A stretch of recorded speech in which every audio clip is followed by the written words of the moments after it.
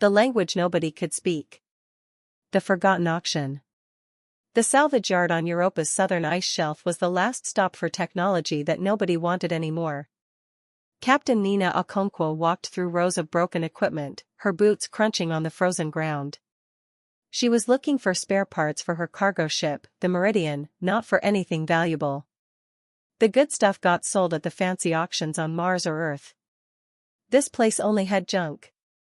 Lot 3492, the automated auction system announced through crackling speakers. Universal translation device. Model KT7. Manufacturer, extinct. Status, non-functional. Minimum bid, 4 credits. Nina almost walked past without looking. Universal translators were common, every ship had 3 or 4 backup units. But something made her stop and examine the holographic display. The device looked ancient, maybe 200 years old, from before the Galactic Union standardized translation technology. It was small, about the size of a coffee mug, made of some dark metal that didn't match any alloy she recognized. 4 credits, she said, not sure why she was bidding. Sold to bidder 847, the system responded immediately.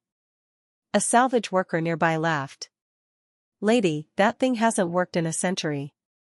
You just wasted 4 credits on a paperweight. Nina shrugged and collected her purchase at the claim station. The device was heavier than it looked, and when she turned it over, she found an inscription in a language she'd never seen before. Strange symbols that seemed to shift when she wasn't looking directly at them. Back on the Meridian, Nina's engineer, Chen Li, examined the translator with professional interest. This is old-school tech, he said, connecting it to his diagnostic equipment. Pre-union, maybe even pre-contact. I'm seeing power signatures, but the interface protocols don't match anything in our databases. Can you fix it? Nina asked. Chen shook his head. I don't even know what's broken. The architecture is completely alien. Wait, not alien like extraterrestrial. Alien-like. I've never seen anything built this way before. Over the next week, Chen became obsessed with the translator. He ran every test he could think of, cross-referenced it with historical databases, even consulted with university professors specializing in extinct technology. Nobody had answers. Captain, Chen said on the 8th day, his eyes red from lack of sleep. I think I found something. This device isn't just a translator. It's a linguistic analysis engine. It doesn't just convert words from one language to another, it understands context, cultural meaning, emotional subtext. It's like the difference between a dictionary and a poet. Okay, Nina said. But it still doesn't work. Because it's not receiving input, Chen explained. I think it's designed to listen to actual spoken language, not digital signals. And I think... He hesitated. I think it might be waiting for a specific language. One it was programmed to recognize. The strange message. That night, while the Meridian was docked at Ganymede Station for resupply, Nina couldn't sleep. She kept thinking about the translator sitting in the cargo bay.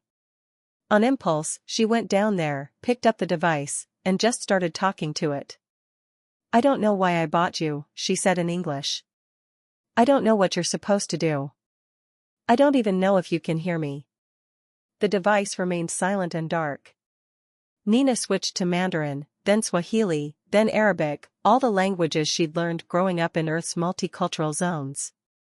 Nothing happened. She was about to give up when she remembered something her grandmother used to say. A phrase in Igbo, one of Nigeria's ancient languages, that her family had kept alive for generations even though most people on Earth spoke only Standard Union now. Uni wadera ozsi na uni zitariya, Nina whispered. The messenger is as important as the sender. The translator erupted with light. Symbols flashed across its surface, and a voice, not mechanical, but somehow alive, spoke in perfect English with an accent Nina couldn't place. Language pattern recognized. Igbo variant, early 21st century Earth dialect. Activating primary functions. Please state your inquiry. Nina dropped the device in shock. It hovered in midair, still glowing. What are you? She asked. I am Linguistic Archive and Cultural Translation Engine, designation LACT 7. I was created by the Preservation Council 187 Earth years ago to serve as a bridge between humanity and the Architects of Understanding. The who? The Architects of Understanding.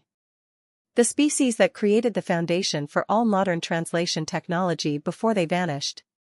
I am one of 7 devices built to preserve their knowledge and facilitate first contact when humanity was ready.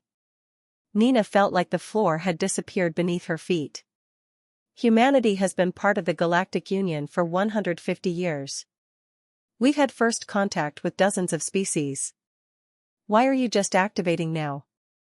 Because, LACT 7 said, none of the species in the Galactic Union are the ones I was built to help you communicate with. The Architects of Understanding are not part of the Union. They exist in a different region of space. One that your people have been unable to access or even detect. Then how do you know they exist? Because they are trying to communicate with humanity. They have been trying for 187 years. But their language is unlike anything in the known universe. It cannot be translated by conventional means. It requires understanding not just of words, but of concepts that exist outside your normal perception. The hidden transmissions. Over the next few days, LACT 7 explained its purpose to Nina and her crew. The Architects of Understanding lived in what they called conceptual space, a dimension that overlapped with normal space but could only be perceived through abstract thought and symbolic reasoning. They communicated through patterns that looked like noise to regular sensors but contained infinite layers of meaning. For the past 2 centuries, LACT 7 said, the architects have been broadcasting messages to humanity. Your scientists have detected these signals but classified them as natural phenomena, background radiation, cosmic interference, stellar noise.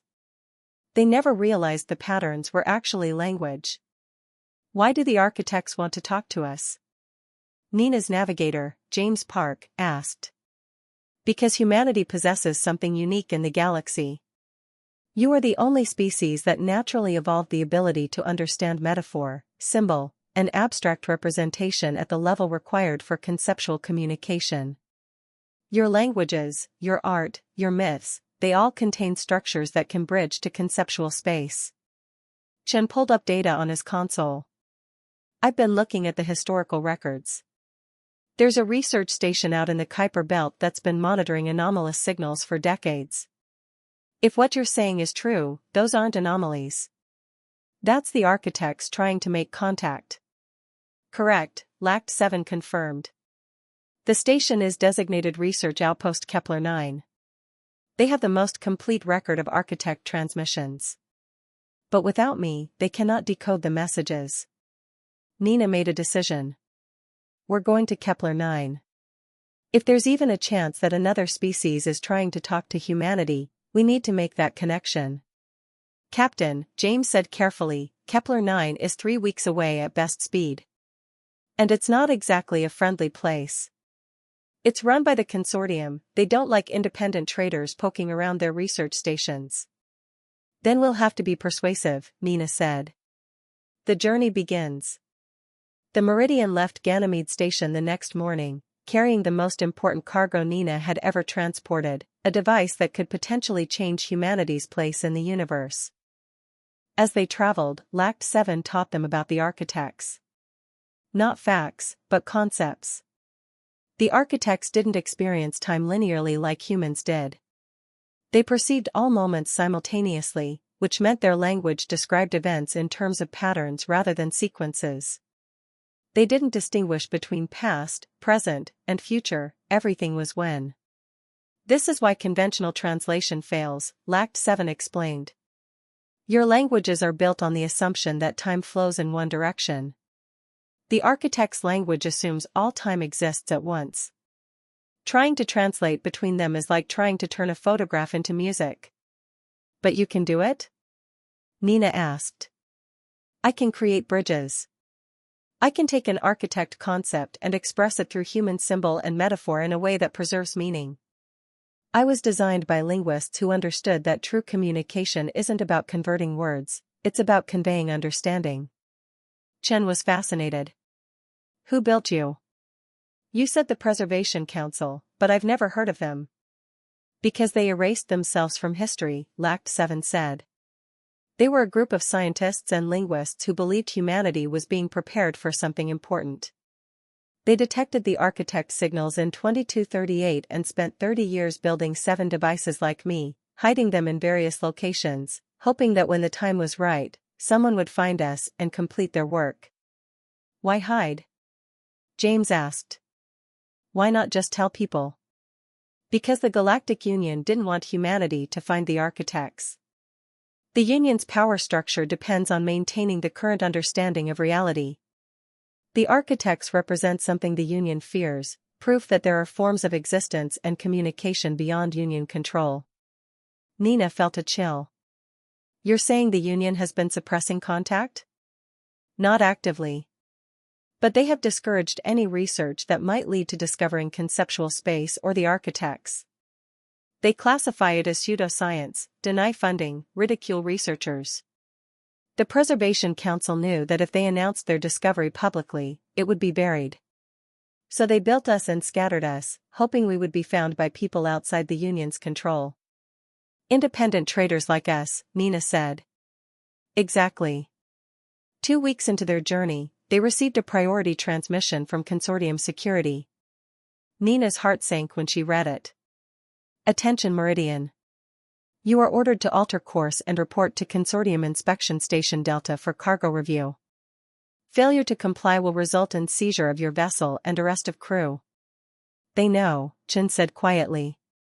Someone must have reported the translator activation. James checked their position. We're still a week from Kepler 9. If they intercept us before we get there, then the architects remain silent for another century, Lact 7 said. Perhaps forever. The window of opportunity is closing. The signal strength has been decreasing over the past decade. If contact isn't made soon, the architects may conclude that humanity is not ready and cease their attempts. Nina looked at her crew. Chen, who had given up a prestigious university position because he preferred fixing things to theorizing about them. James, who had walked away from a military career because he disagreed with Union expansionist policies. They were all outsiders, all people who had chosen their own path over the easier road. We're not stopping, Nina said. Full speed to Kepler 9. Route us through the asteroid field, it'll be harder for consortium ships to follow. Captain, James said with a slight smile, that's illegal. So is trying to suppress first contact with an advanced civilization, Nina replied. I figure we're on the right side of this one. The race against time. The next week was a desperate game of cat and mouse. Consortium ships pursued them through the outer system while Nina pushed the Meridian to its limits. Chen worked around the clock keeping the engines from overheating. James plotted courses that took them through dangerous debris fields and past unstable comets. Lact 7 remained active throughout, analyzing architect transmissions and preparing for the moment when they would finally reach Kepler 9 and establish proper communication. Tell me about the architects, Nina said during one of their conversations. Who are they really? I don't know, Lact 7 admitted.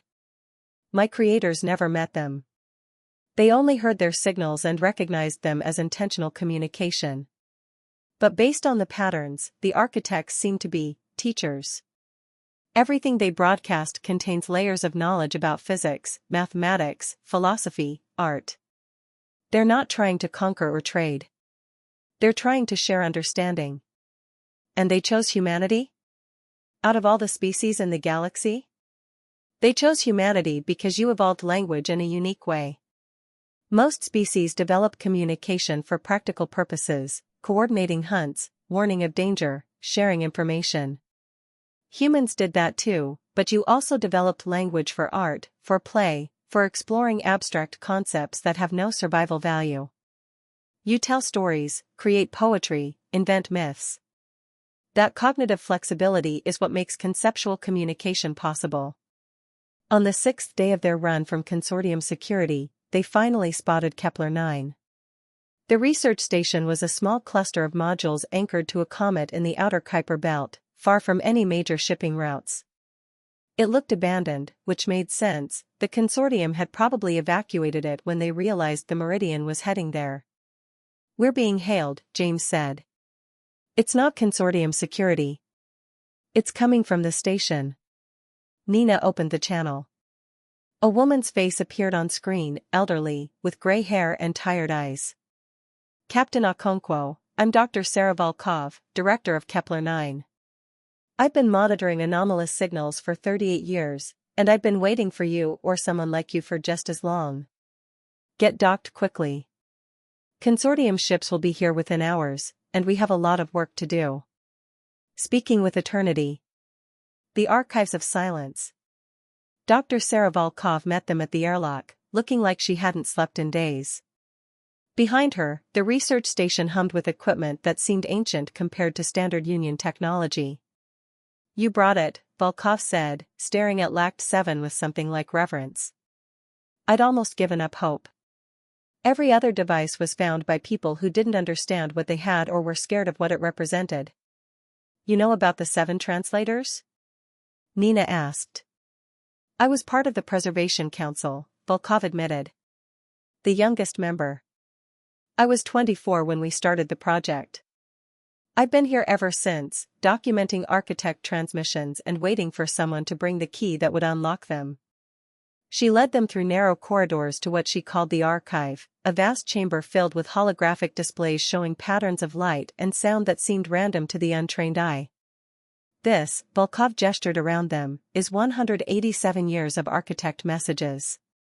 Millions of transmissions, each one containing what we estimate to be centuries of information. But we've never been able to understand any of it. The patterns are too complex, too multidimensional. Every time we think we found a structure, it shifts into something else." Lact 7 hovered into the center of the archive. The translator began to glow, and suddenly the random patterns coalesced into something comprehensible. The lights formed shapes, symbols, concepts that seemed to exist on the edge of understanding. "I can translate," Lact 7 said, "but the process will be difficult for human minds to process. The architects communicate in gestalts, complete ideas delivered all at once.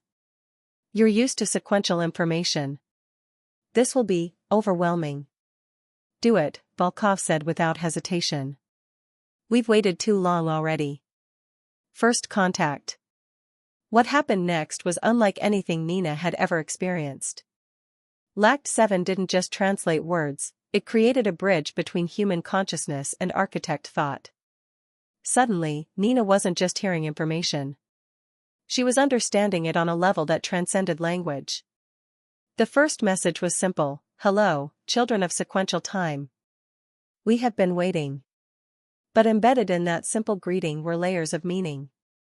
The architects had been waiting not in the sense of time passing, but in the sense of existing in a state of readiness across all possible moments.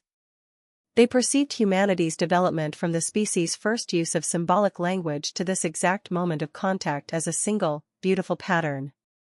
"They're not like us," Chen said, his voice full of wonder. "They don't experience reality the way we do. To them, this conversation we're having right now also happened 1,000,000 years ago and will happen 1,000,000 years from now. It's all the same moment. That's why they need us," Lact 7 explained. The architects exist in conceptual space where all potentials are realized simultaneously. But they've lost something crucial: the ability to experience linear progression, to feel moments unfolding one after another. They see the pattern of time, but they don't feel time's passage. That's what makes humanity valuable. You live in the flow. The second message was more complex. It showed Nina the history of the architects, or rather, their nature. They hadn't always existed in conceptual space.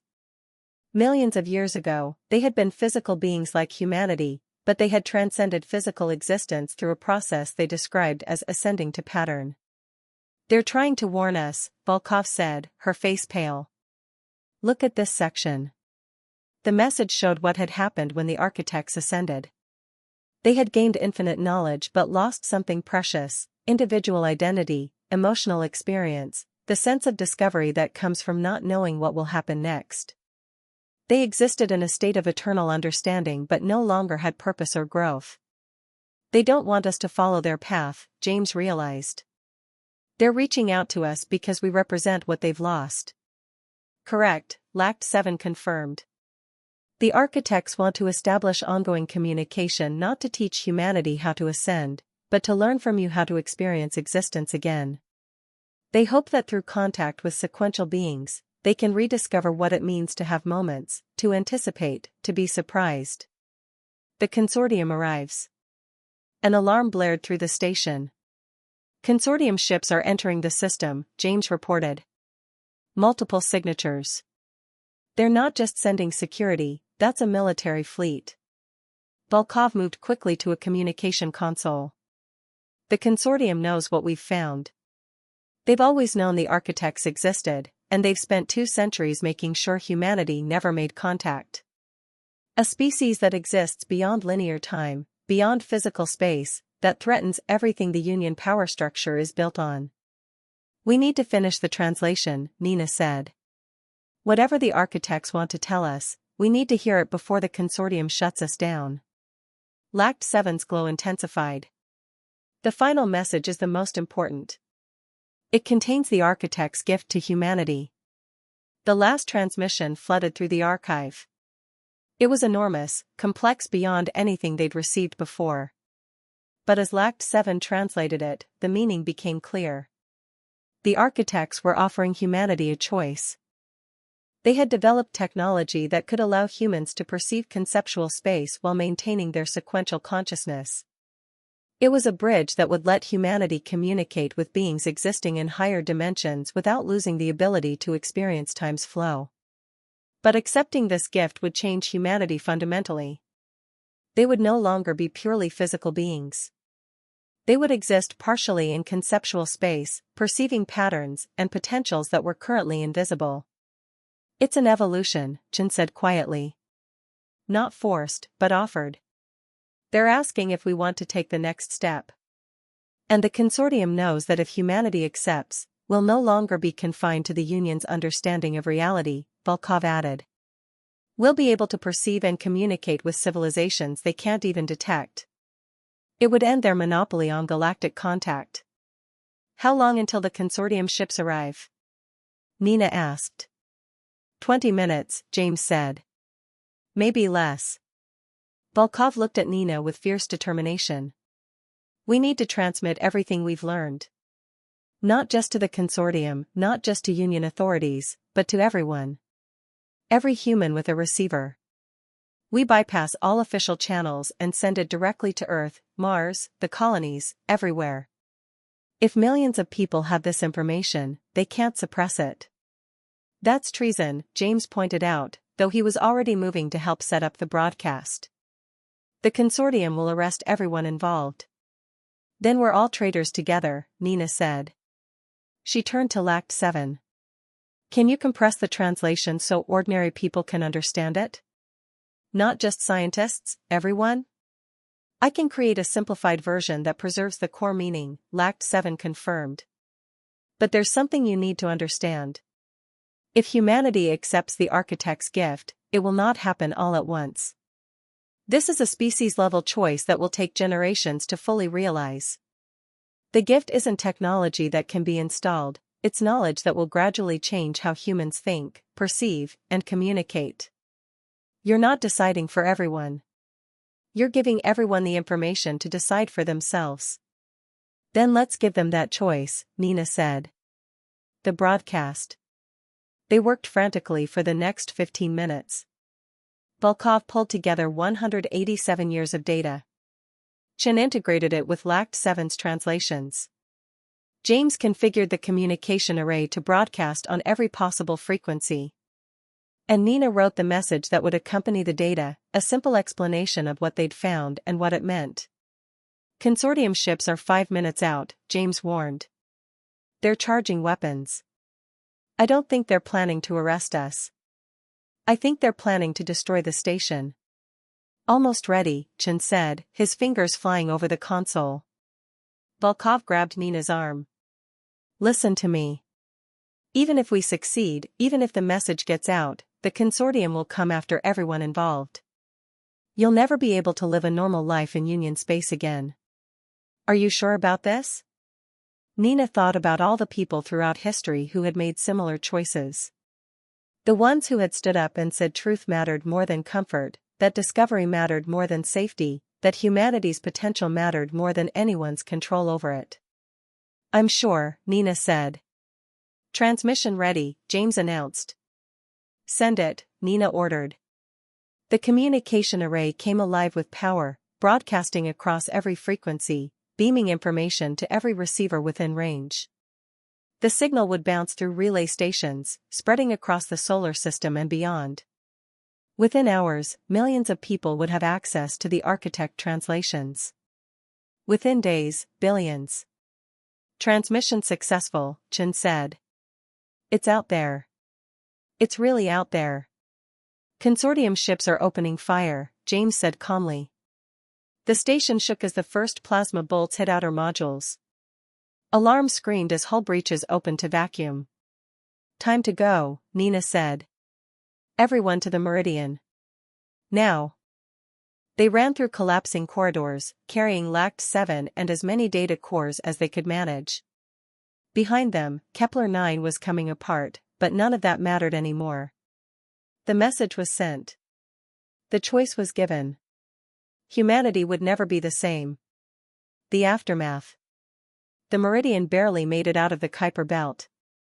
The consortium ships pursued them relentlessly, but Nina's ship was fast and Chen was a genius at coaxing maximum performance from failing systems. They lost the pursuers in an asteroid field and limped to a hidden refueling station on the outer edge of Union space. By the time they arrived, the galaxy had changed. News feeds were exploding with reports of the architect transmission. Scientists were analyzing the data. Philosophers were debating its meaning. Religious leaders were grappling with its implications. Governments were trying to control the narrative, but it was too late. Millions of people had already downloaded the files and were sharing them freely. The consortium is calling us terrorists, James said, reading the reports. They're offering a reward for our capture. We're officially the most wanted people in Union space. Worth it, Chen said with a tired smile. Volkov had stayed behind at Kepler-9, choosing to go down with her life's work rather than run. But before the station was destroyed, she had recorded a final message that was now spreading across human networks. To anyone listening, Volkov's recorded voice said, "What we discovered changes everything we thought we knew about our place in the universe. The architects of understanding are real. They've been trying to communicate with us for 2 centuries. And they're offering us a gift, the ability to perceive reality in new ways, to communicate with civilizations we never knew existed. But more importantly, they're showing us that there's no single path for consciousness to follow. We don't have to choose between physical existence and conceptual existence. We can create something new, a synthesis that preserves the best of both. This is humanity's choice to make. Not the unions. Not the consortiums. Yours. Think about it. Talk about it. And when you're ready, make your decision." The new beginning. 3 months later, the Meridian was hiding in a rogue planetoid system far from any established routes. Nina and her crew had become symbols of something larger than themselves, a movement of people who believed that humanity deserved to know the truth about the universe, even if that truth was uncomfortable. Other ships had joined them. Other outcasts, other truth seekers.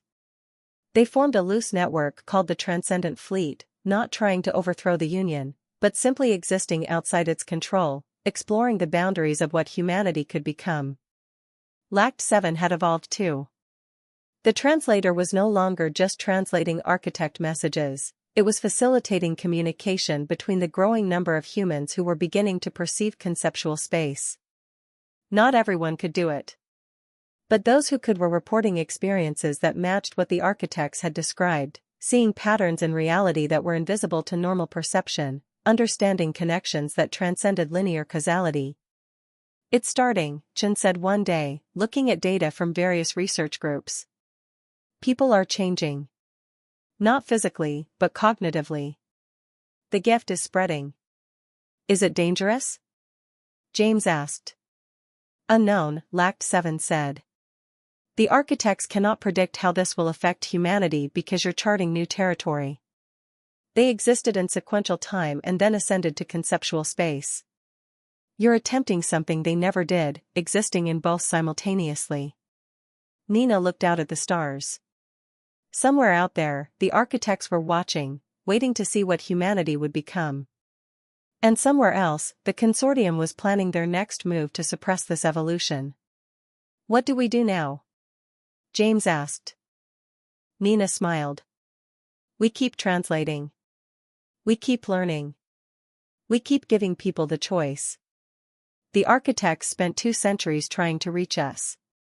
The least we can do is spend whatever time we have helping humanity understand what they're offering. Lact 7's lights pulsed in what Nina had learned to recognize as approval. Captain Okonkwo, you purchased me for 4 credits at a salvage auction.